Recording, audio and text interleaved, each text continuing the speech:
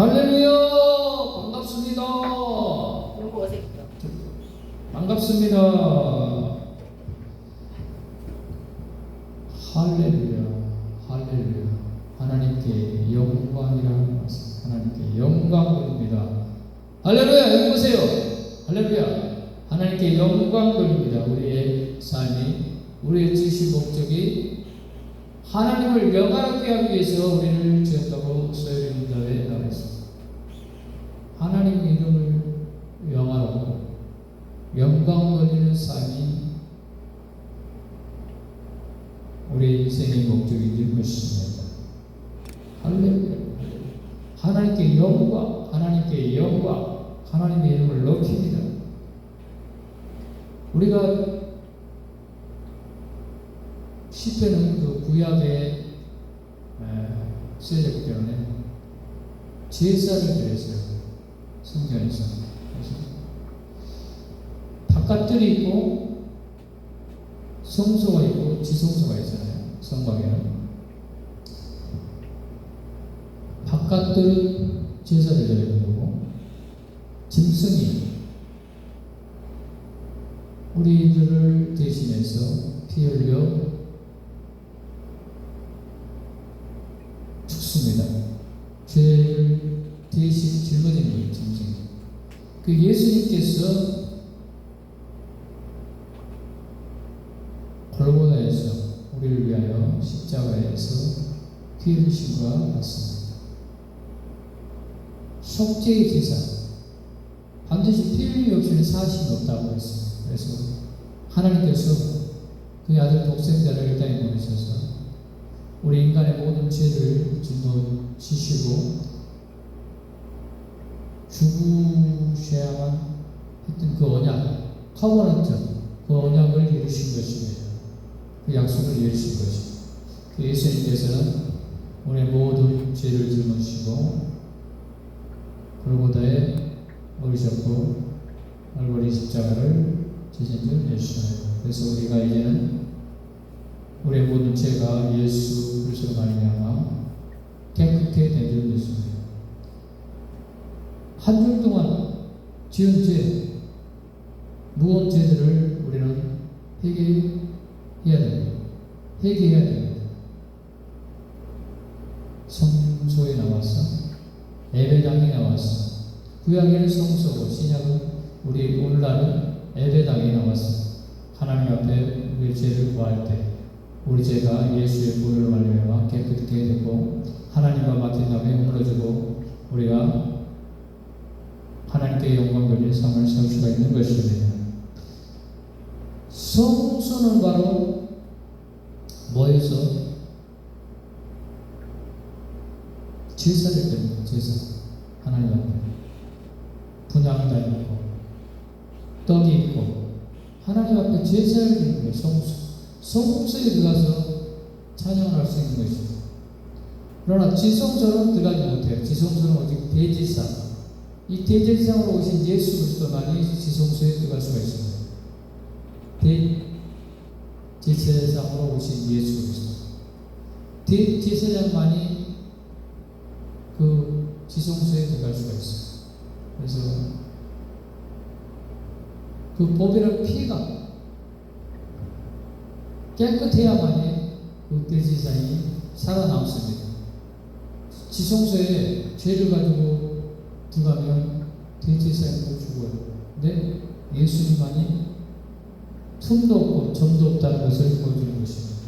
점도 없고 흠도 없는 그 예수님께서 우리의 죄를 짊어지시고 지성소에 들어가신 것입니다. 하나님을 찬양했다고 했어요. 그 성소에서 하나님을 찬양합니다. 우리 인생의 목적이 하나님을 찬양하며 하나님께 영원하게 하며 하나님의 이름을 높이는 것이 인생의 목적인 것입니다. 그 권능의 공창에서 그를 찬양할지어다.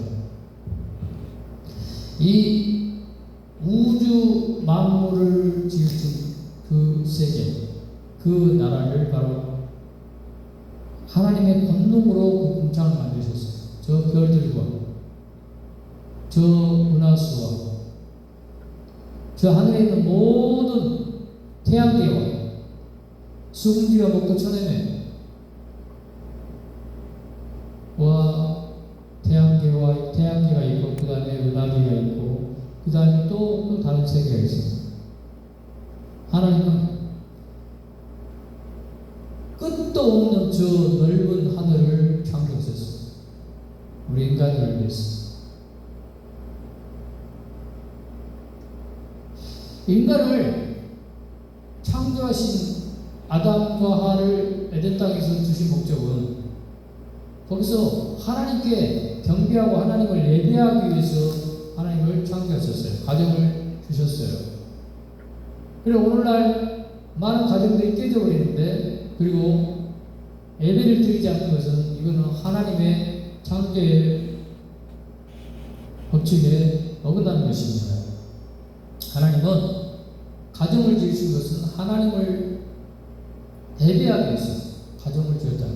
천국 가서도 우리는 하나님 앞에 예배하고 찬양하는 것입니다. 그래서 이 땅에서 우리가 그런 훈련을 받아야 되는 것입니다. 저는 어렸을 때부터 시골에서부터 이렇게 자라오면서 예배를 드렸어요. 멍석을 깔고 어렸을 때부터 시골교회에서부터 예배를 드렸고, 또 중고학교, 고등학교 또 예배를 드렸고, 또 청년 돼서 또 군대 가서도 예배를 드렸고, 또 나와서도 또 하나님의 또 교회 가서 또 예배를 드리고, 여러 교회를 다니면서 예배를 드렸습니다. 하나님을 명하롭게 하고 하나님께 예배하는 자들, 신령과 진정으로 예배하는 자들을 찾고 계십니다. 형식적인 종교 행위의 예배가 아니라 살아있는 예배, 성령의 임재하심과 기름 부음이 있는 예배, 그런 예배를 찾고 계십니다. 진정한 하나님을 찬양하는 자를 찾고 계십니다. 하나님이 왜 다윗을 선택했을까요? 그런 진정으로 하나님을 예배할 줄 아는 자였기 때문에.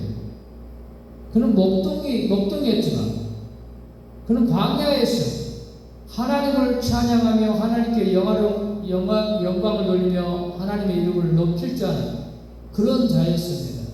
그래서 하나님이 그를 눈여겨보신 것입니다. 그가 외모가 출중하고 좋은 직업이 있어서 좋은 가문이어서 다윗을 선택한 것이 아닙니다. 그는 하나님 앞에 온전한 하나님의 예배를 그는 드리고 있었다는 거죠. 광야에서 수금을 키면서 감동된 예배, 성령의 감화가 있는 예배를 하나님 앞에 드렸어요. 다윗이 하나님이 그를 눈여겨보신 것입니다. 그를 왕으로 세우신 것입니다. 오늘날도 마찬가지입니다. 우리가 어떤 환경 가운데 있더라도 하나님을 예배하고 하나님을 찬양하고 하나님께 경배해야 되지. 하나님의 그곳에서 하나님의 임재가 함께 하시고 하나님의 기름 부음이 함께 하실 것입니다. 성령의 기름 부으십니다. 이게 바로 이 시편 기자가 얘기한 것입니다. 시편 150편에 계속 얘기하고 있습니다. 찬양, 계속 하나님께 예배하라. 워십, 하나님을 예배하라. 또 워십 경배하라. Jesus my Savior, I praise the Lord, I worship the Lord. 주님을 찬양하라. 주님께 경배하라. 주님을 높이라. 경배, 워십, 예배, 살아있는 예배. living 워십인데 살아있는 예배가 돼요. 죽어있는 예배는 하나님의 성령이 역사하지 않습니다. 그분의 능하신 행동을 위하여 찬양해야 되며 그의 지극히 광대하심을 쫓아 찬양해야 될 것입니다.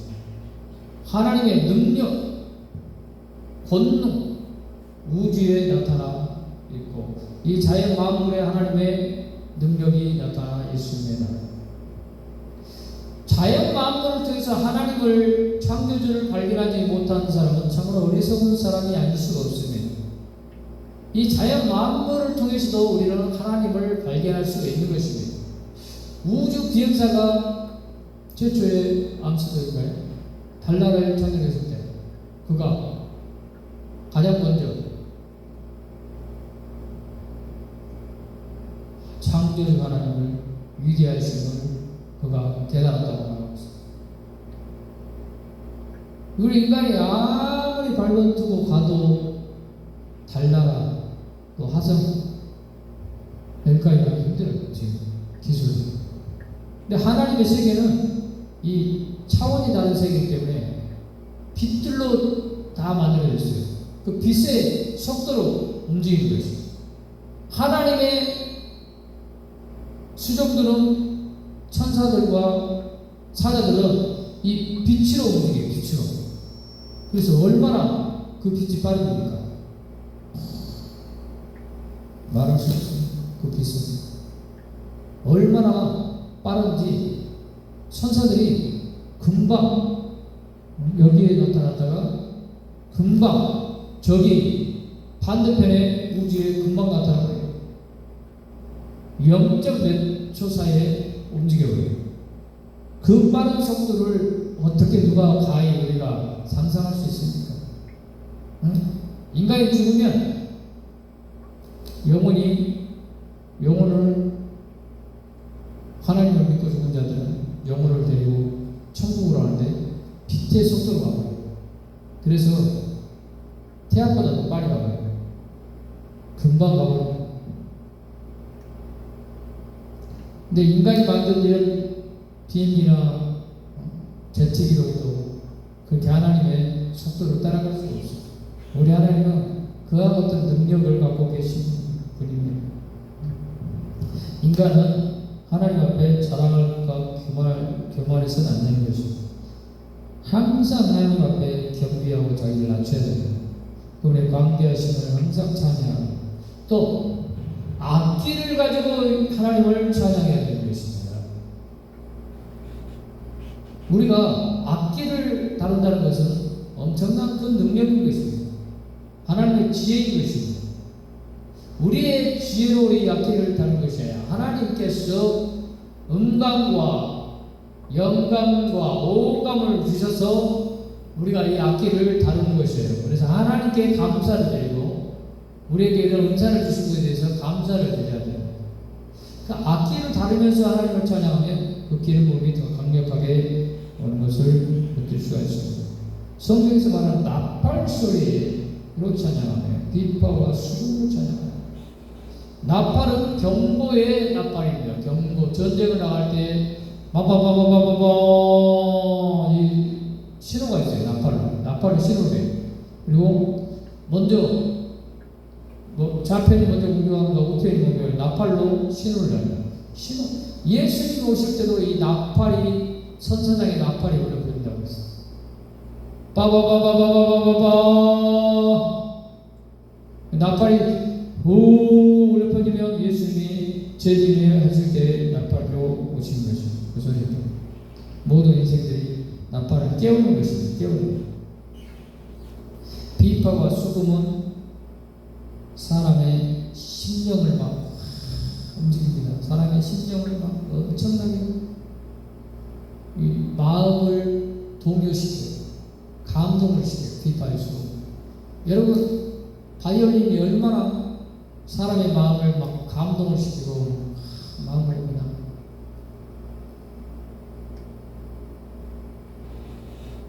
이 굳어있는 마음들을 깨트리는 역할을 합니다. 이 악기 비파와 수금 경쾌한 음악, 경쾌하고 맑은 소리로 사람의 영혼을 깨우고 하나님께 나가게 하는 것입니다. 수업치며 춤춘다는 게 춤추며 수업은 사람을 막 신명나게 만들고 신명나게 이렇게 사람의 마음에 막 기쁘게 하고 흥을 돋아드리는 거예요. 그래서 그 흥을 통해서 하나님을 찬양하고 몸 찬양하면서 하나님께 경배하고 어떤 교회를 가봤더니 10시에 그냥 9시, 10시에 그냥 하나님께 몸 찬양으로 하나님 앞에 이렇게 완전히 몸으로 그냥 하나님을 완전히 그냥 높여드립시다. 몸으로 찬양을 합시다. 하나님이 기뻐 받으시는 것이다. 해어낙과 퉁소로 찬양하라. 해어낙기, 퉁소, 관악기라고 해요. 퉁소. 이 해어낙기도 있고 퉁소도 있고 대금 같은 거, 피리 같은 걸 위해서 아주 가냘픈 소리로 사람의 심금을 울리고 또 사람 마음이 기뻐하게 하는 것이 영이 깨어나는 것이 또 큰 소리 나는 제급 큰 북 같은 거 드럼 소리로 하나님을 찬양할 때 얼마나 인간의 마음이 막 이게 마음 굳은 마음들이 깨져지는 거예요. 굳은 마음이 부드러운 마음으로 이런 찬양을 할 때 소리 높고 나는 제급 찬양할 때 큰 소리 나는 제급 소리 나는 제급 큰 소리 나는 악기로 또 하나님을 찬양합니다. 대중들이 모였을 때는 크게 막 쿵쿵쿵 북을 쿵 부이잖아요. 그걸 때리면서 사람이 막 심령을 쿵쿵쿵 흥분시킵니다. 이걸 하나님 앞에 열정을 표현하는 것입니다. 하나님께 우리의 마음을 드리는 거예요. 그리고 마지막으로 블레드 호흡을 가지고 하나님을 찬양해야 할 점이 있습니다. 호흡을 가지고 이 호흡이 없다면 인간은 노래가 나올 수가 없어요.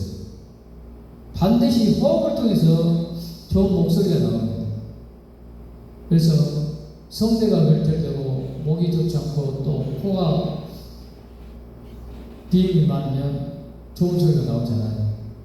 그래서 좋은 호흡을 통해서 또 찬양할 때 또 복식 호흡으로 찬양을 하라고 했잖아요. 그래서 단전에서 나오는 그런 소리가 입으로 나오기 때문에 부드러운 소리, 가냘픈 소리도 사람의 감동으로 하나님께 영광을 돌릴 수가 있는 것입니다. 모든 사람이 호흡을 갖고 있기 때문에 하나님을 찬양하고 경배할 줄 믿습니다. 모든 사람이 호흡을 다 갖고 있기 때문에 그러니까 모든 사람이 하나님을 찬양하고 경배해야 되는 것입니다. 하나님의 이름을 높이지 않는 자는 저주를 받을 거라고 말하고 있습니다. 하나님의 찬양하며 경배할 줄 믿습니다. 말씀을 마치겠습니다. 사모님 말씀을 마치겠습니다. 주여 주님의 이름을 찬양합니다. 할렐루야.